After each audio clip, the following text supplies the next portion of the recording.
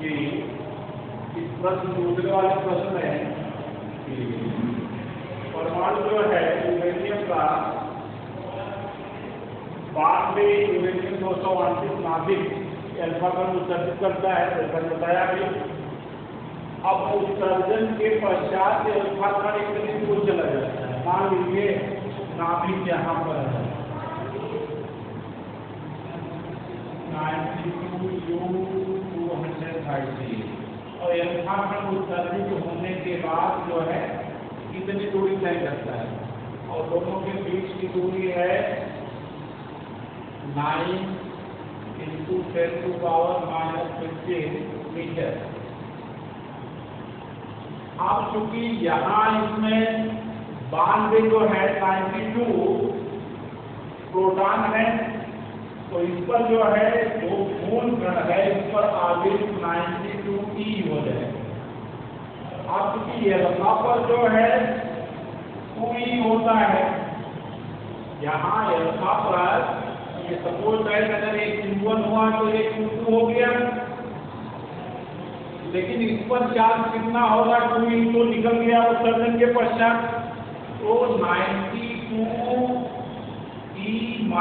2E ये बराबर हो जाएगा 90E के, अर्थात इस पर जो चार्ज हुआ वो Q1 = 90E हो जाएगा। आपको मिल गया Q1 90E, Q1 90E मिल गया और Q2 जो है 2E मिल गया। तो 92U38 से अल्फा पर उत्सर्जित होने के पश्चात आप इसे नोट कर सकते हैं Q1 = 92E - 2E के इक्वल हो जाएगा 90E के, और Q2 अर्थात अल्फा कार्बन आवेश Q2 = 2E, दो आपको मिल गए, और R ऑलरेडी मिला हुआ है आपको। क्या करेंगे, इसी मान को फार्मूले में रखेंगे। फार्मूला क्या है, F = 1/4 πε0 Q1 Q2 / R², या F = 9 × 10⁹ into 90E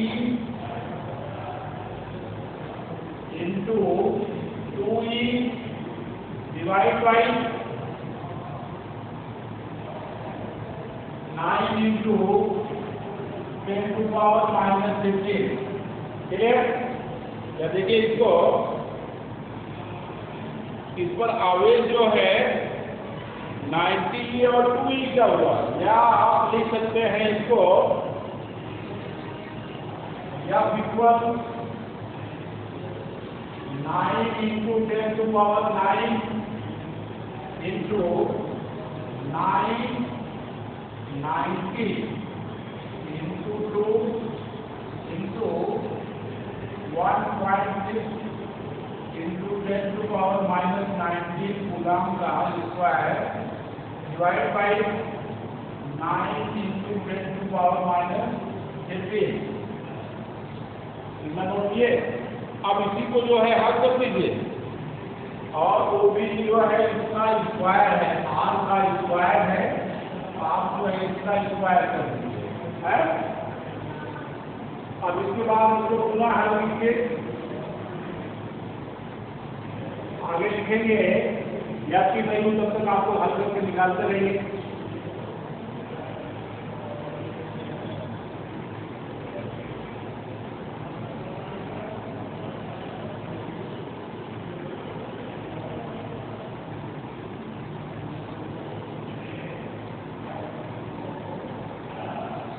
लिखिए वैद्युत एक अल्फा पर उत्सर्जन के पश्चात निकाल रहे हैं। वैद्युत बल F equal 9 into 10 to power 9 into 180 into 1.6 into 10 to power minus 19 का square divide by 9 into 10 to power minus 15 का स्क्वायर। बच्चों इसको हल करने के बाद जो है आप वैसे बल की गणना कर सकते हैं। स्वाभाविक है जैसे एल्फा उत्सर्जन के बाद जो है जो उस पर आवेश है वह 2 ही होता है। आप इसको हल कीजिए। हल करने के बाद यहाँ लिख सकते हैं F इक्वल 9 into 180 या इसको सीधे सीधे मल्टीप्लाई कर दीजिए। पहले 180 में 9 का 162 into 1.6 into 10 to power minus 19 का square divide by 9 into 10 to power minus 15। इसके बाद उसको जब हल करने के बाद 92 का 38 माइनस 38 और ये 30 हो जाएगा। इसके बाद मल्टीप्लाई करके 9 से डिवाइड कर देंगे, ये आएगा 512 न्यूटन। कितना? 512 न्यूटन। सामान्य जो है गणित पूरा भाग करने के बाद 512 न्यूटन आपको मिलेगा। इसके बाद दूसरे प्रश्न में देखिए ठीक इसी तरह ये मान लीजिए कि आवेश जो है Q। दूसरे प्रश्न में सपोज दैट मान लिया आवेश क्या है Q है। एक आवेश जो है प्रश्न आवेश Q है। इस आवेश को 2 भागों में बांट दिया गया है। कितने भागों में? 2 भागों में बांट दिया गया। और हमको जो है आवेश Q को 2 भागों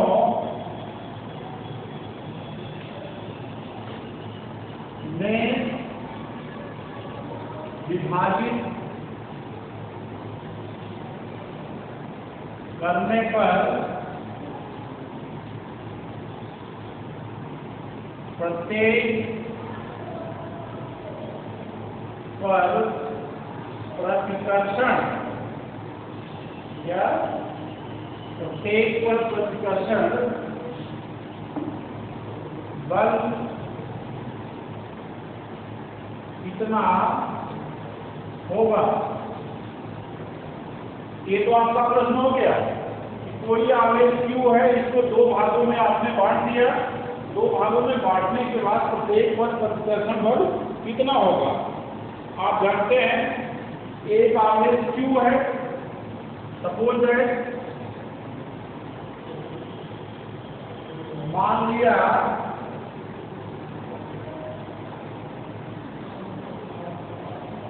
पहला आवेश Q है और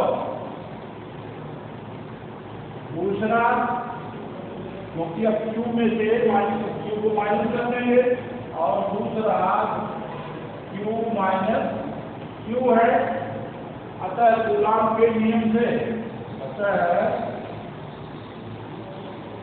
कूलॉम के नियम से फॉर्मूला याद है आप लोगों को। F equal 1/4πε0 Q1 Q2 divide by R square. आप इसको लिख सकते हैं F इक्वल क्या 9 इंटू 10 टू पावर 9 1/4 पाई खाली 5 का मान रखेंगे। इसके बाद Q1 जो है यहाँ Q1 बराबर Q है और Q2 बराबर है Q माइनस Q। यहाँ रखिए मान Q1 Q2 Q1 का मान रखिए Q into Q minus Q divide by R square. Clear? देखिए यह equal 9 into 10 power 9 Q minus Q divide by R square. अब जो है यह अधिकतम होने चाहिए। क्या वैल्यूज पर देखिए वैल्यूज पर अधिकतम होने के लिए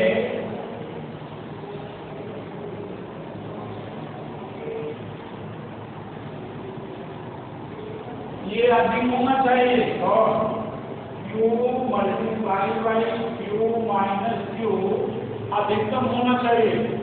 वैल्यूज बल अधिक होने के लिए Q into Q minus Q अधिकतम होना चाहिए। Q माइनस Q अधिकतम होना चाहिए। अब इसके बाद d by d q Q minus Q equal to 0 ले लेते हैं। क्या d by d q Q minus Q equal to 0। अब इसमें जरा देखिए Q 0 माइनस 1 क्या Q 0 माइनस 1 प्लस एक की बदल रखा क्या Q 0 minus 1 plus Q minus Q plus Q minus Q 1 equal to 0। बात क्लियर हो गई कि बाई PQ के केस में अब यहाँ आपको मिलता है Q माइनस 2Q बराबर 0। क्या या Q माइनस 2Q बराबर 0 या इसी को आप लिख सकते हैं वहाँ Q माइनस 2Q बराबर 0 या Q बराबर क्या देखिए यहाँ लिखिए या Q बराबर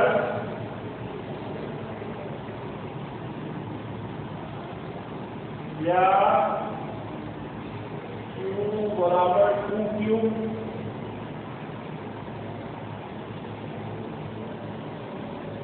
या लिखें या Q बराबर 2Q। इसी को आप लिख सकते हैं क्योंकि हमको Q निकालना है तो आप लिख सकते हैं कि Q बराबर Q बाई Q या Q equal to Q by Q। ये आपका Q का मान आ गया जो है क्योंकि दोनों बराबर है। एक Q दो भागों में टूटता है। यह Q जब विकसित होता है पहला ये दो भागों में टूटता है Q1 और Q2 दूरी R स्क्वायर है। तो Q1 Q2 पर ये आवेश बराबर Q के मान लिया बराबर Q और इस Q बराबर जो है वो सब Q बाई 2 यानी आवेश का आधा हो जाता है। जो संपूर्ण प्रभाव पर आवेश है वह दो भागों में टूटने के बाद क्या हो जाता है आधा हो जाता है। अतः Q आप लिख सकते हैं अतः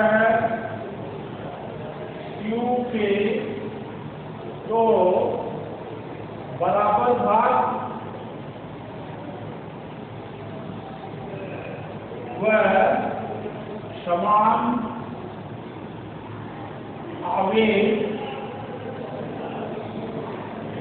होंगे। बस बच्चों इस वीडियो में बस इतना ही। अगले वीडियो में हम लोग जो है इसी अगले अध्याय के वैद्युत